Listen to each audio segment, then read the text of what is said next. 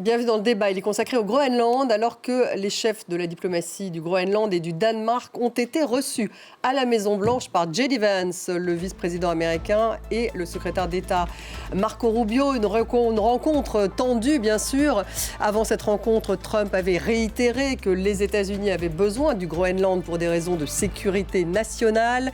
Il est vital pour le Dôme d'Or, le projet de bouclier antimissile que nous construisons, a-t-il affirmé sur son réseau Truth Social. Il a même ajouté: l'OTAN devrait ouvrir la voie pour que nous l'obtenions. Alors face à ces menaces, la ministre de la Défense du Danemark, le ministre de la Défense du Danemark a annoncé ce matin qu'il allait continuer de renforcer la présence militaire sur l'île. La Suède et la Norvège viennent d'annoncer qu'elles allaient envoyer du personnel militaire au Groenland pour des exercices. Et hier, lors d'une conférence de presse commune avec la première ministre du Danemark, le premier ministre du Groenland a affirmé qu'il préférait Copenhague à Washington. La France, on l'apprend également, va ouvrir un consulat au Groenland le 6 février.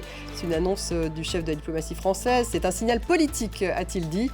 Alors cette rencontre à la Maison-Blanche marque-t-elle finalement d'abord le grand retour sur la scène géopolitique de J.D. Vance, resté un peu discret sur le dossier vénézuélien? Quelles sont les options présentées par Washington? Est-ce un deal ou une annexion pure et simple? Quelles conséquences pour l'OTAN et quelle est la réponse du Danemark, du Groenland ainsi que celle des Européens? On en parle avec mes invités. J'ai le plaisir d'avoir à mes côtés Patrick Martin-Génier. Bonsoir. Bonsoir. Merci d'être là ce soir. Vous êtes enseignant à Sciences Po et à l'INALCO, spécialiste des questions européennes. 4e édition de votre livre « L'Europe a-t-elle un avenir ?» Donc une 4e édition qui vient de sortir au mois de janvier. Nous avons David Delos avec nous ce soir. Bonsoir David. Bonsoir Stéphanie. Chroniqueur international pour France 24. Merci d'être là. Et puis nous avons en direct de Finlande Mika Blujen-Mered. Bonsoir à vous. Merci d'être avec nous ce soir. Chercheur senior en géopolitique de la transition énergétique à l'Université du Québec à Trois-Rivières. Vous avez préfacé le livre « Alors tu veux acheter le Groenland, des Vikings à Trump » et c'est sorti aux éditions Saint-Simon. Sonia Dridi est avec nous ce soir, correspondante de France 24 donc à Washington. Bonsoir Sonia, je vais justement me diriger vers vous très vite Sonia. Juste, on va voir à nouveau cette carte du Groenland juste avant, puisqu'on en parle de ce Groenland qui est géographiquement en Amérique du Nord, un territoire immense situé entre l'océan Atlantique et l'océan Arctique, un territoire autonome rattaché au Danemark depuis 1912. Le Danemark qui fait partie de l'Union européenne et de l'OTAN, mais le Groenland ne fait pas partie de l'Union européenne, même s'il a des accords avec l'Union européenne. Et puis il y a une loi sur l'autonomie du Groenland qui est entrée en vigueur en mai 2009. Le Groenland qui compte 57 000 habitants. Voilà pour cette fiche technique Groenland. Direction tout de suite Washington. Sonia, cette réunion entre J.D. Vance, donc le vice-président américain, ainsi que le ministre des Affaires étrangères du Danemark et le ministre des Affaires étrangères du Groenland, elle vient de se terminer. Qu'en est-il ressorti? C'est un petit peu, on se disait, le grand retour de J.D. Vance également. Oui, alors cette réunion s'est terminée il y a environ 1h30. Elle s'est déroulée dans le bâtiment que vous pouvez voir derrière moi, situé juste à côté de la Maison-Blanche. Et on n'a pas encore eu de déclaration publique des Danois ou des Groenlandais. Donc on ne sait pas exactement comment cela se déroulait, rien du côté américain non plus. Mais selon une source danoise, eh bien, un représentant danois présent lors de cette réunion a déclaré qu'il était soulagé que cette réunion s'était bien passée. Une réunion qui a duré environ 1h30, donc elle n'a pas duré non plus très longtemps. Et en effet, au départ, c'est Marco Rubio qui devait recevoir les ministres des Affaires étrangères du Danemark et du Groenland. Et puis J.D. Vance, lui, le vice-président, a tenu à être présent. On sait que c'est un dossier qui lui tient à cœur. Il y travaille depuis longtemps. Il a notamment visité il y a quelques mois le Groenland aux côtés de sa femme, la base militaire américaine du Groenland. Et puis, en tout cas, il y a toujours une communication très franche de la part de la Maison-Blanche sur la volonté très clair de Donald Trump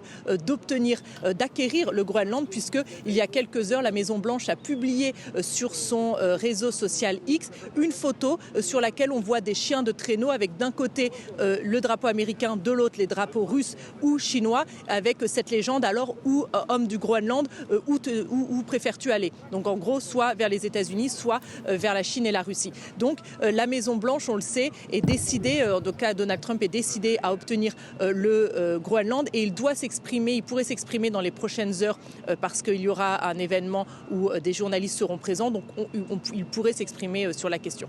Restez avec nous, Sonia. Un mot, Patrick Martin-Genier. Il faut tout de même imaginer ces deux ministres des Affaires étrangères, celui du Danemark et puis celui du Groenland, face à J.D. Vance et Marco Rubio à la Maison-Blanche. Enfin, alors ils se disent soulagés. Elle s'est bien passée, cette réunion. Enfin bon, dans quel état d'esprit pouvait-il être ? Écoutez, être soulagé peut-être, se rendre à la Maison-Blanche à une réunion à Washington pour essayer de tenter de savoir quelles sont les intentions de la Maison-Blanche, c'est extrêmement aventureux. Mais ils ont du courage parce que le ministre des Affaires étrangères est un fin limier, il a une grande expérience, il sait sentir les pièges qu'on lui tend et il est accompagné de cette ministre des Affaires étrangères du Groenland. Vous vous rendez compte, c'est le pot de fer contre le pot de terre. En fin de compte, des petits pays qui n'ont aucun poids et qui vont voir la plus grande puissance mondiale qui menace de les annexer. Alors, la circonstance que ce soit bien passé, on est bien content. Mais ce que dit le vice-président, c'est pas nécessairement ce que pense le président des États-Unis, qui a dit de toute façon que par la force ou par la diplomatie, il allait prendre contrôle du Groenland, quel qu'en soit le scénario, soit militaire. D'ailleurs, il n'a pas besoin d'investir l'île sur le plan militaire, il y a suffisamment de bases, ou par la diplomatie et par des accords commerciaux. C'est peut-être cela dont il a été question ce matin. En tout cas, un ton très menaçant de Donald Trump, David Delos, et puis un agenda tout de même peut-être spécifique aussi à J.D. Vance, qu'on n'avait pas entendu dans le dossier vénézuélien. Effectivement, ça faisait quand même plusieurs semaines qu'on n'avait pas vu J.D. Vance sur le devant de la scène. D'ordinaire, quand un président des États-Unis s'exprime, à ses côtés, il y a le vice-président américain, même si lui ne prend pas la parole. Or, souvenez-vous, lors de l'arrestation, de l'exfiltration de Nicolas Maduro, lorsque Donald Trump avait débriefé l'opération des forces spéciales américaines, J.D. Vance brillait par son absence, il n'était pas présent et c'est Marco Rubio qui avait pris à ce moment-là la parole. Alors certains y voient une forme de ligne de fracture au sein du camp MAGA, Make America Great Again, le camp trumpiste, avec d'un côté J.D. Vance qui est le tenant de la ligne America First, qui est le credo sur lequel Donald Trump s'est fait élire pour son deuxième mandat, face à Marco Rubio qui lui est beaucoup plus interventionniste et qui prône peut-être un impérialisme américain un peu forcené. Mika Blejeune-Mered, votre analyse justement sur cette rencontre, on disait cet état d'esprit de ces deux ministres des Affaires étrangères face à J.D. Vance et juste Trump, juste avant cette réunion, qui donc envoie ce message sur son réseau social. Il est vital pour le Dôme d'Or, ce Groenland. Ce Dôme d'Or, c'est le projet de bouclier antimissile, donc très offensif. Vous pensez que c'est essentiellement pour la sécurité des États-Unis que Trump veut absolument ce Groenland ? Non, mais en fait, quand on réfléchit, ou en tout cas si on admet l'idée que Donald Trump est un individu qui est un peu planificateur et qui réfléchit de manière rationnelle, en fait, il n'y a rien qui puisse expliquer pourquoi l'annexion du Groenland. Sinon, peut-être deux initiatives, deux logiques. Une première logique qui serait de prendre le Groenland pour essayer de prendre en étau le Canada dans un genre de billard à trois bandes assez malvenu, ou alors tout simplement d'essayer de galvaniser la sphère MAGA autour de sa candidature et de ses candidats, bien sûr, pour les midterms qui arrivent. Parce que c'est vrai que depuis qu'il parle du Groenland en 2018, à chaque fois qu'il parle, qu'il envoie une nouvelle carte postale sur le sujet du Groenland, de fait, ça galvanise son électorat. À part ça, pour tout ce qui va être sécurité nationale, pour tout ce qui va être enjeu de projection sur l'Arctique, pour tout ce qui va être accès aux ressources, etc. En fait, les cadres légaux actuels de la coopération entre les États-Unis et le Danemark, avec le Groenland bien sûr, sont tout à fait insuffisants et deux, permettent absolument aux États-Unis de faire à peu près ce qu'ils veulent tant qu'ils acceptent une logique de consensus et de coordination avec le Danemark et le Groenland pour ne pas y faire non plus n'importe quoi. Et ce qu'on peut se dire, c'est que là, il y a autre chose, évidemment, que essayer d'aller récupérer le Groenland pour le Dôme d'Or ou que sais-je, dans cette histoire d'annexion en particulier. Sonia, il y a autre chose. Donc, finalement, ça serait facile pour Trump. Il pourrait même superviser une opération depuis Mar-a-Lago, comme il a fait pour l'opération à Caracas. Ça entre en jeu aussi, ce côté un peu spectaculaire.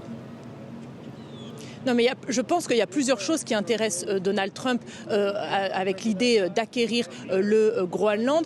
Tout d'abord, oui, il y a un intérêt stratégique pour lui, du point de vue des États-Unis. Il disait il y a quelques jours, lorsqu'une journaliste lui a posé la question, mais pourquoi vouloir posséder le Groenland alors que vous avez déjà une base américaine et vous pourriez étendre votre présence sur place? Eh bien, il a répondu avec la logique d'un agent immobilier en disant parce que lorsqu'on possède quelque chose, lorsqu'on est propriétaire, on défend mieux que lorsqu'on est locataire. Et donc pour lui, sa logique, c'est pour mieux défendre le Groenland face à la menace russe et chinoise, eh bien je veux être propriétaire du Groenland. Et puis évidemment, il y a d'autres intérêts parce qu'avec le changement climatique, eh bien les eaux vont être de plus en plus accessibles. Les États-Unis sont également intéressés par les ressources qui se trouvent au Groenland. Donc il y a plusieurs choses. En tout cas, ce qui est certain lorsqu'on entend ici régulièrement Donald Trump à la Maison-Blanche, il est vraiment persuadé qu'il doit obtenir le Groenland, qu'il doit posséder le Groenland. Et donc, on sent que c'est un dossier qui va continuer de l'occuper et que c'est une priorité pour Donald Trump. Et d'ailleurs, face à une partie de son électorat qui en a assez de voir Donald Trump tenter des aventures à l'étranger, se préoccuper de l'international, alors que pour beaucoup, eh bien, il devrait davantage se préoccuper des sujets domestiques. Il y a maintenant des officiels de l'administration, également Donald Trump, qui répètent à l'envi que l'Amérique d'abord, c'est aussi se préoccuper et défendre les intérêts stratégiques des États-Unis. Et donc c'est un peu cet argument qu'ils mettent en avant et c'est pour ça qu'ils parlent beaucoup de la menace russe et chinoise. Mika Bleujens-Mered, vous n'êtes pas d'accord, vous voyez votre analyse. Je pense qu'il faut faire attention à la frontière entre reprendre les éléments de langage de Donald Trump, desquels on n'est pas capable, nous, quidam, de pouvoir déceler ce qu'il croit vraiment, ce dont il est vraiment persuadé, ce qui relève de stratégie sur le moment ou de stratégie plus large. Bref, il faut distinguer ça du reste de la réalité du Groenland. Le Groenland, aujourd'hui, les États-Unis, encore une fois, j'insiste, peuvent faire ce qu'ils veulent légalement dans une logique, là encore une fois, de concertation et de consultation avec les Danois et avec les Groenlandais. Si les Américains voulaient installer de nouvelles capacités militaires, de nouvelles capacités de surveillance, de nouvelles capacités même nucléaires s'ils le voulaient, le dôme d'or, etc., le cadre actuel de l'accord d'Igaliku de 2004 qui prolonge contemporainement le pacte de défense de 1951 ne pose aucune difficulté, si ce n'est donc de s'accorder avec les Danois et les Groenlandais qui jusqu'à maintenant dans l'histoire, ont toujours été accommodants sur le Groenland. Ni le Groenland, ni le Danemark n'a fait de difficultés en fait aux États-Unis, quelle que soit leur demande. On voit bien que c'est pas la méthode. Oui, il n'y a pas de sujet, mais on voit bien que c'est pas la méthode de Trump que de proposer une coopération aux Groenlandais et aux Danois. Il veut du territoire. C'est pas la méthode. Cependant, bien sûr que c'est pas la méthode. Vous avez raison. Sauf que ce que je veux vraiment ici rappeler, c'est que les cadres sont suffisants et Peut-être que je radote, c'est vrai. Mais ce qu'il faut bien avoir en tête ici, c'est que si Donald Trump poursuivait vraiment les objectifs stratégiques qu'il dit poursuivre et qui en plus changent, parce qu'il dit des choses très différentes déjà entre 2018, 2019 et maintenant. Il dit des choses très différentes également d'une semaine à l'autre, voire même parfois du jour au lendemain. Donc s'il poursuivait vraiment les objectifs stratégiques qu'il évoquait, tout simplement, il n'y a pas besoin d'aller dans une logique d'annexion, de mettre par terre l'OTAN, de mettre par terre le pacte transatlantique, de mettre par terre la relation avec l'allié parmi les alliés OTAN, qui est le plus fidèle parmi les fidèles, le Danemark. Il n'y a aucun besoin de ça. Et même pour faire des accords économiques, les Groenlandais ne font pas d'accords économiques, ne font pas d'accords pour se vendre ou que sais-je d'autre avec une nation qui ne respecte pas la culture groenlandaise. Tout ce que les Groenlandais demandent, c'est d'être respectés dans leur logique décoloniale. Patrick Martin-Génier, juste une réaction là-dessus. C'est quand même, là, c'est la force utilisée à la fois dans le langage, également par son équipe. Alors, J.D. Vance, on ne sait pas très bien finalement ce qui ressort de cette discussion, mais enfin, il était tout de même sur place. Il est allé au Groenland dès l'arrivée au pouvoir de Trump, donc ça montre bien qu'on veut y mettre un pied tout de même. Oui. C'est lui, vous l'avez dit, avec son épouse qui est arrivée là-bas d'une façon théâtrale, avec son avion. Alors qu'il n'était pas invité. Il n'était même pas invité.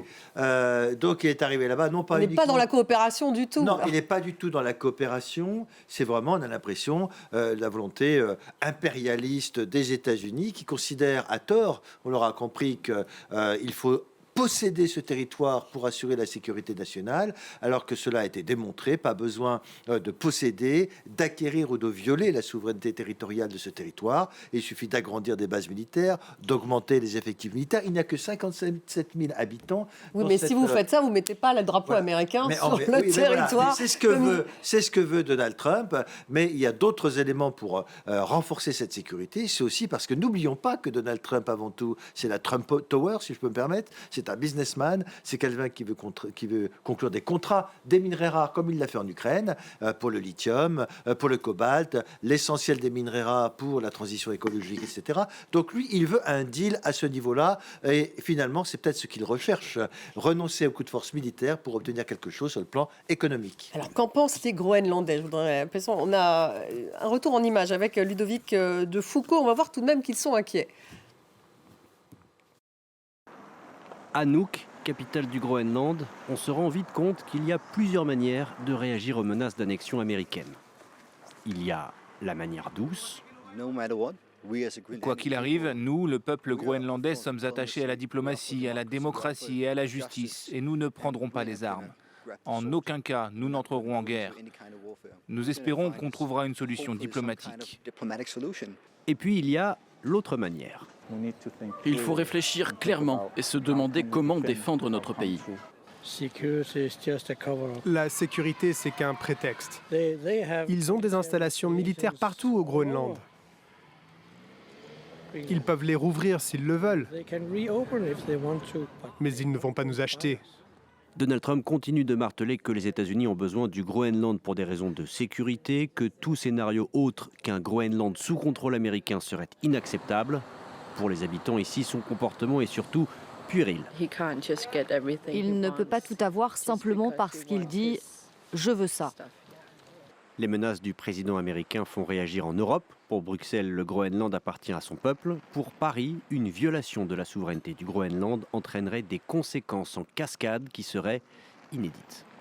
L'autre scénario, effectivement, c'est d'acheter le Groenland. Oui, effectivement, ça c'est le credo de Donald Trump, le maître du deal tel qu'il se le présente lui-même, un homme qui effectivement veut toujours passer par la transaction. Mais on a vu les réactions. Le Danemark n'est pas à vendre. Non, mais le Groenland n'est pas à vendre. Vous savez, en ce moment, circulent sur les réseaux sociaux des vidéos reprises en chœur par des centaines de Groenlandais et de citoyens du Danemark, dans lesquels ils disent voilà, je me battrai jusqu'à la mort contre vous, en s'adressant directement à Donald Trump en termes assez fleuris. Je ne vais pas les répéter ici, mais en tout cas, ça implique un mot que tout le monde connaît très très bien. Ça dit bien... Donald Trump utilise aussi. Que Donald Trump utilise aussi à outrance.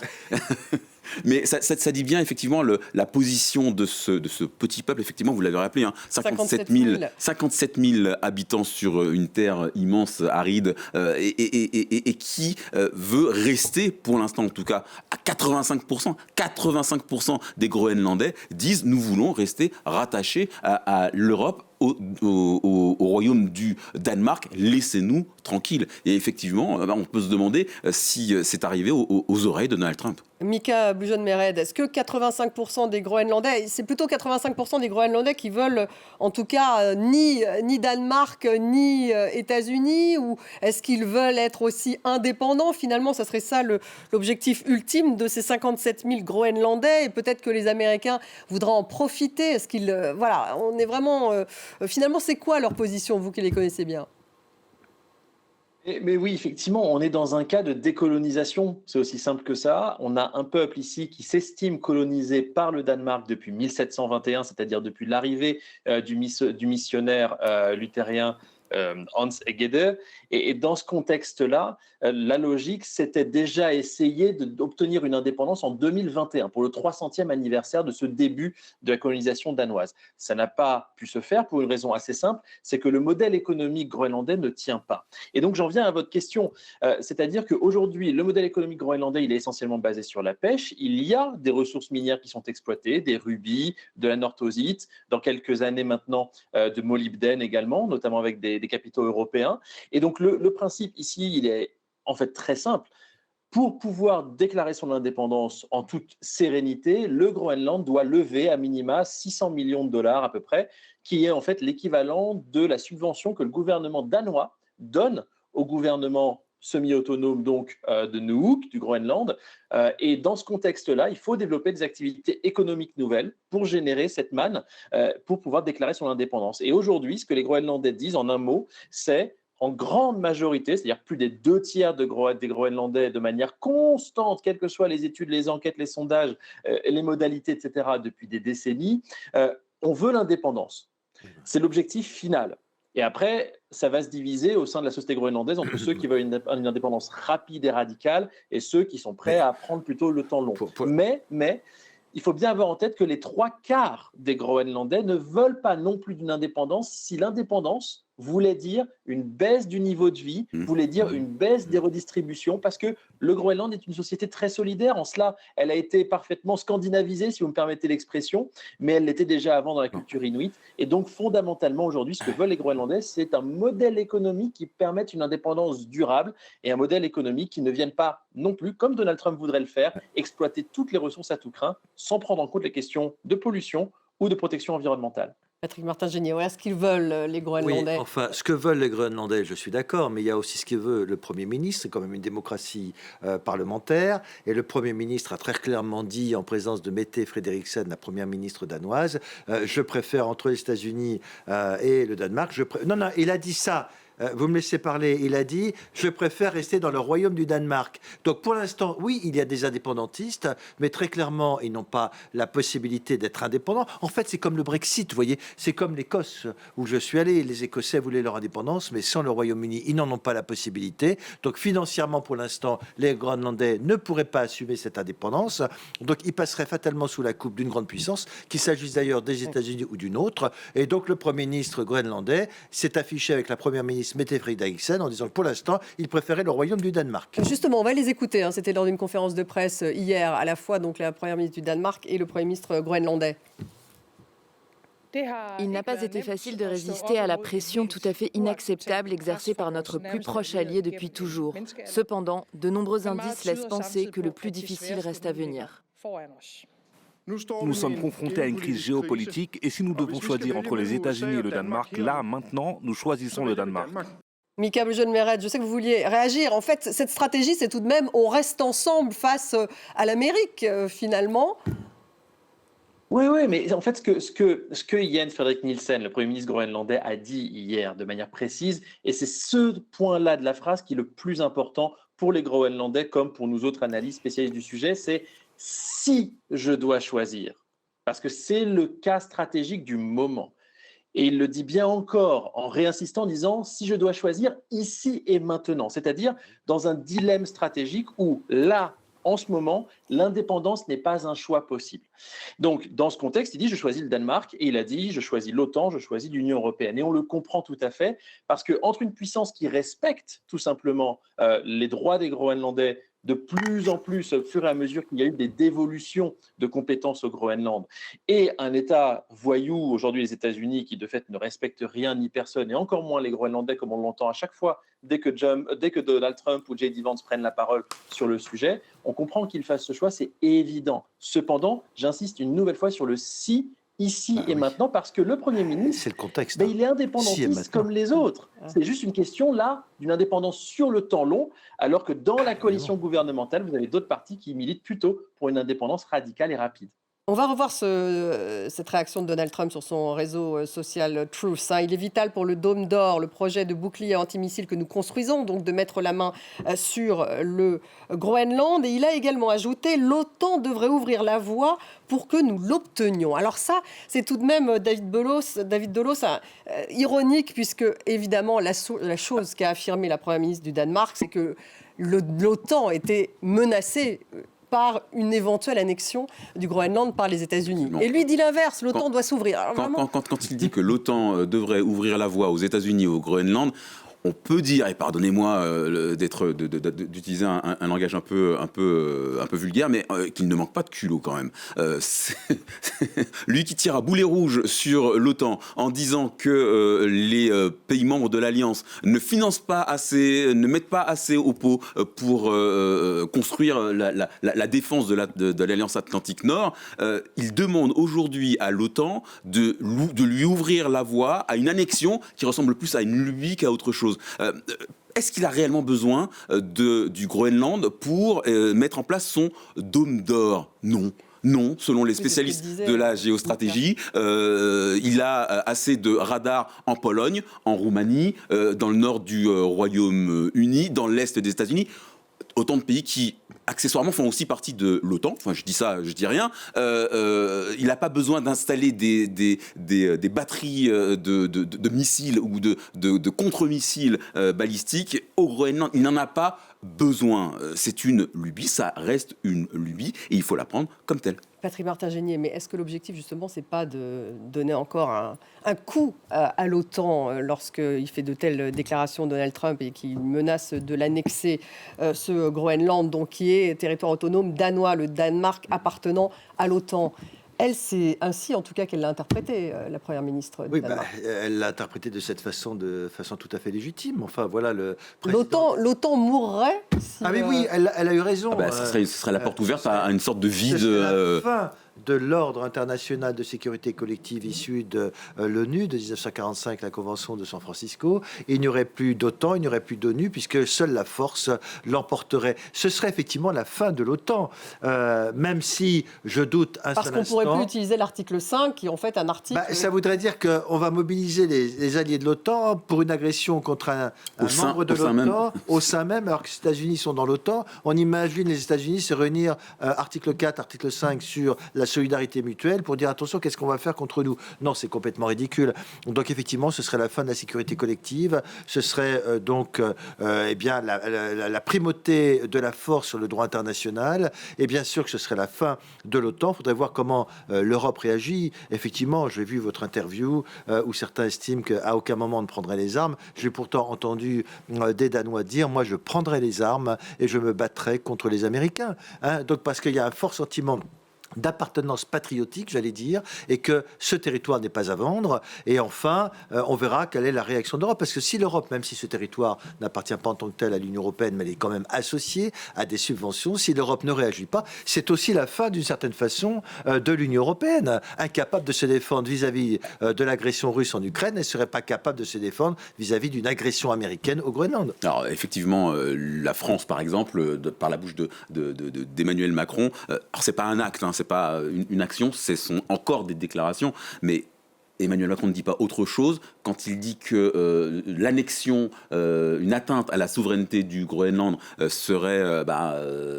ouvrirait la porte à des conséquences en cascade inédites. Ça en fait partie. Ça en fait partie. C'est quand même assez important pour être souligné. Et on va écouter justement Jean-Noël Barrot, le chef de la diplomatie française, qui a réagi. Il s'agit de s'en emparer autrement qu'en achetant le Groenland, bien évidemment, ça paraît évidemment très incongru, parce que pour un membre de l'OTAN, cette alliance de sécurité qui depuis presque 80 ans associe l'Amérique du Nord avec l'Europe, s'en prendre à un autre membre de l'OTAN, ça n'aurait aucun sens, ça serait contraire même aux intérêts des États-Unis, et j'entends de plus en plus de voix aux États-Unis le dire. Et donc ce chantage doit évidemment cesser. Mika Blujone-Mered, est-ce que la France, l'Allemagne seraient prêtes à défendre le Groenland et le Danemark contre les États-Unis ? Ici, il faut distinguer deux choses. Il y a déjà dans la réponse graduée des Européens un premier niveau de réponse opérationnelle qui est NORDEFCO. Alors NORDEFCO, c'est pas quelque chose qui est assez connu. C'est en fait la coopération de défense des pays nordiques. Donc c'est-à-dire le Danemark, la Suède, la Finlande, l'Islande et la Norvège. Et c'est en fait ce qui est en train de se passer. On a vu, et c'était quelque chose de prévisible. Moi, je l'avais évoqué et on était plusieurs sur un certain nombre de plateaux dès la semaine dernière. S'il y avait une agression, une menace d'agression ou une tentative de dissuasion que les Danois voulaient faire, ils pouvaient appeler la Suède, ils pouvaient appeler la Norvège, et on a vu les annonces des premiers ministres suédois et norvégiens qui annonçaient le détachement de militaires de leur pays pour soutenir le Groenland et soutenir évidemment le Danemark. Donc NORDEFCO, c'est le premier niveau de réponse. Puis ensuite, au sein de l'Union européenne, il y a l'Allemagne qui est en train de mener un certain nombre de propositions dans le cadre de l'OTAN, ça c'est une chose, et je la mets de côté, parce que pour la France, il y a un enjeu existentiel. C'est-à-dire qu'il faut bien se rendre compte que le statut du Groenland au niveau de l'Union européenne, ça a été rappelé par l'un de vos intervenants à l'instant, c'est un statut d'association, et nous avons en France plusieurs territoires qui sont dans un cas assez similaire au Groenland et qui ont le même statut européen de PTOM, donc de pays et territoires d'outre-mer, qui pourraient potentiellement être une cible. Et le premier d'entre eux, toujours dans cette logique impérialiste de Donald Trump, en tout cas sur le discours, on verra sur les actes, ou plutôt j'espère qu'on ne le verra pas, c'est évidemment le territoire de Saint-Pierre-et-Miquelon, qui est un territoire français, qui ne cherche pas une décolonisation, qui cherche à rester français, qui cherche à rester un PTOM européen, qui est au large de Terre-Neuve, au large du Canada, et qui fait que la France est partie prenante de cette question de l'Amérique du Nord. Si les États-Unis venaient à être dans une dynamique impérialiste vis-à-vis du Groenland, avec lequel Saint-Pierre-et-Miquelon a pas mal de relations, y compris sur le volet, par exemple, de la recherche et du sauvetage en mer, dans les eaux compliquées de l'Arctique, ou avec le Canada, la France, non seulement a les moyens, mais en fait un devoir de solidarité de répondre en tant que partie prenante dans cette zone de l'Atlantique Nord-Ouest. Patrick Martin-Génier, alors devoir de solidarité, ça se manifesterait comment? Pour l'instant, le ministre des Affaires étrangères français a dit qu'on allait ouvrir un consulat au Groenland. Ça, c'est la première réponse. Oui. Mais est-ce qu'il pourrait y avoir un affrontement de soldats français et de soldats américains sur le territoire du Groenland? J'en doute. D'abord, l'ouverture de ce consulat, c'est quelque chose d'extrêmement symbolique, parce que j'ai cru comprendre qu'il n'y avait que 6 personnes qui avaient la nationalité française ou Groenland et française. Donc voilà, mais c'est une mesure... Mais on pourrait dépêcher des forces, par exemple, comme le font la Suède, la Norvège. À titre individuel, oui, on pourrait être solidaire, envoyer des détachements pour faire des exercices militaires, pour bien montrer que la France est solidaire. Il n'y aurait pas que la France. Moi, j'imagine... Elle ne le fait pas pour l'instant. Elle ne fait rien, mais évidemment, on ne fait jamais rien en Europe pour l'instant. Regardez cette fameuse coalition des volontaires. Bon, on attend... C'est un autre sujet. Non, mais ce que je veux dire par là, c'est qu'on pourrait avoir l'équivalent, même plus restreint, d'une sorte de coalition des États. Regardez ce qui s'est passé il y a une semaine. C'était précisément à l'Élysée avec la coalition des volontaires, un communiqué commun signé par le Royaume-Uni, l'Allemagne, la France, l'Italie, je crois, en disant qu'il fallait absolument respecter la souveraineté territoriale du Groenland et donc du Danemark. Et on apprend à l'instant, enfin selon la presse, le Bild, donc selon la presse allemande, que l'Allemagne enverra des soldats au Groenland. Alors si l'Allemagne le fait, j'imagine que la France... Alors l'Allemagne, oui, c'est toujours... Et la source, c'est le Bild. Donc, Oui, pourquoi pas, mais on sait aussi que Friedrich Merz, le chancelier, ne veut pas envoyer de soldats en Ukraine. Bref, donc en tout cas, oui. Voilà, donc ça, c'est selon les médias, ce n'est pas confirmé pour l'instant. Alors, mais c'est vrai que les États européens... Mais ça serait une hypothèse. C'est une hypothèse, mais sérieuse, parce que plus on reste sans rien faire, plus Donald Trump va vous écraser. Et donc, à un moment donné, c'est l'existence même de l'Europe, la crédibilité européenne qui est en cause, qui est en jeu. Si nous ne sommes pas capables d'intervenir à titre individuel, à défaut de le faire à titre collectif, j'imagine bien une coalition entre la France, l'Allemagne, le Royaume-Uni, même le Royaume-Uni, pour éventuellement dépêcher des militaires sur place pour bien montrer que cela pourrait avoir un effet dissuasif, en tout cas sur la mentalité et la méthode de Trump. L'Union européenne pourrait-elle constituer un rempart? L'Union européenne a tout intérêt à constituer un rempart aux appétits de Donald Trump, parce que ouvrir la porte du Groenland à l'administration américaine, c'est ouvrir, et ça a été dit il y a quelques minutes, la porte à d'autres annexions de territoires qui seraient susceptibles de passer sous impérialisme américain. Aujourd'hui, effectivement, l'Allemagne serait prête à envoyer selon les médias, des soldats. Si la France ouvre un consulat au Groenland, on peut imaginer qu'une force militaire serait envoyée pour protéger cette représentation française en territoire groenlandais. Mais c'est vrai qu'il y a besoin aujourd'hui d'une concertation européenne pour réellement donner une réponse ferme, définitive à Donald Trump. Et pardon, mais on n'a pas aujourd'hui les moyens, on ne les voit pas venir en tout cas, de réponse à cette administration qui est carnivore, on va le dire comme ça. Mika Blujean-Mered, justement sur votre réaction face à cette information de la presse allemande que des soldats allemands pourraient arriver au Groenland. Donc après les Suédois, donc on a dit les Suédois, vous aviez, il me semble aussi, la Norvège, d'autres pays donc d'Europe du Nord, l'Islande peut-être, et peut-être donc l'Allemagne, peut-être la France. Alors pour l'Islande, ça risque pas, puisqu'en Islande, il n'y a pas d'armée. Il n'y a pas d'armée. Que des gardes-côtes, il n'y a pas d'armée. Donc l'Islande, c'est non.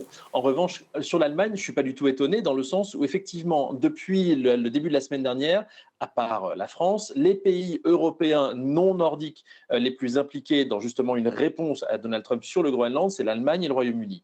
Dans deux cadres différents. Le Royaume-Uni, c'est dans le cadre essentiellement de la coopération qu'ils ont avec les pays et les territoires de l'Atlantique nord-ouest, typiquement l'Islande, les îles Féroé, le Groenland, historiquement.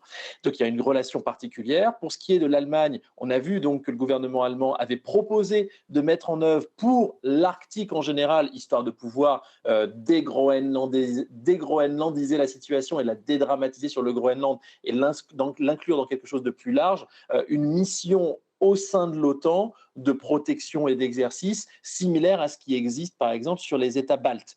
Et de fait, on a vu les 3 premiers ministres des États baltes soutenir également cette idée-là. On a vu l'Italie, on a vu la Pologne soutenir cette idée-là. Donc fondamentalement, je ne suis pas étonné que l'Allemagne participe de cela. Et pour ce qui est des Français, il faut bien rappeler aussi une chose, c'est que à part les militaires britanniques ou les militaires nordiques, ce sont les militaires français qui aujourd'hui, notamment par le lien avec Saint-Pierre-et-Miquelon, mais pas seulement, ont le plus de compétences, le plus d'entraînement, le plus de régularité sur le terrain au Groenland avec différents corps d'armée. Tous les ans, que ce soit la marine, l'armée de l'air et de l'espace et l'armée de terre, il y a des entraînements au Groenland. Seuls les Français aujourd'hui ont la compétence, par exemple, commando froid extrême pour vivre en autonomie plusieurs jours sur la calotte glaciaire du Groenland, autrement que les Danois. Il n'y a que sinon les Danois qui ont véritablement cette compétence avec la patrouille Sirius. Donc il y a des éléments concrets qui font qu'aujourd'hui, chaque parti européen a un rôle à jouer. Et ce que disait votre chroniqueur à l'instant, je voudrais juste apporter un complément, c'est que c'est le Danemark qui est en train d'organiser le tempo au niveau européen. Depuis les déclarations de Donald Trump d'il y a un peu plus de 10 jours, c'est le Danemark qui est à la manœuvre pour activer les uns et les autres. Ce n'est pas la France, ce n'est pas l'Allemagne. Et du coup, au niveau français, je ne peux pas dire qu'on fait rien, puisque l'ambassadeur d'Épaules, Olivier Poivre d'Arvor, la diplomatie française fait des choses, mais selon le tempo qui est proposé par le Danemark, puisque le Danemark est quand même l'État qui est évidemment en première ligne. Patrick Martin-Genier, vous pensez que la France pourrait envoyer des troupes, donc si effectivement l'Allemagne le fait, des soldats au Groenland? Oui. Parce qu'il manque quoi? La volonté politique. Pour l'instant, il n'y a pas d'annonce. C'est le calendrier, d'après ce que dit Mika Blujean, c'est le calendrier danois. Mais ça pourrait se terminer en fait par une présence, un renforcement de troupes européennes au Groenland. Oui, je pense que oui. Je pense que la France pourrait dépêcher des militaires. Ce serait un bel exemple de coopération entre la France, l'Allemagne et le Royaume-Uni pour dire effectivement d'aller là-bas. Maintenant, est-ce que c'est pas trop tard là? Maintenant, j'imagine, vous savez qu'à Berlin, il va y avoir sans doute un débat parce qu'on est quand même pro-américain.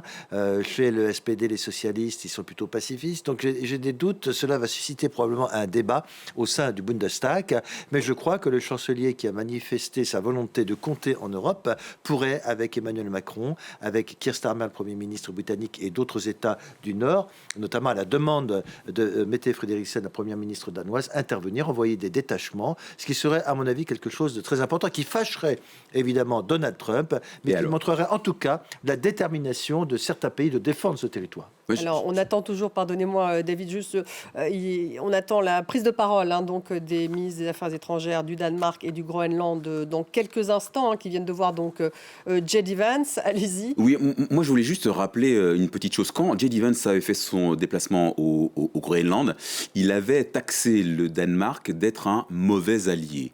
Je pense qu'il y a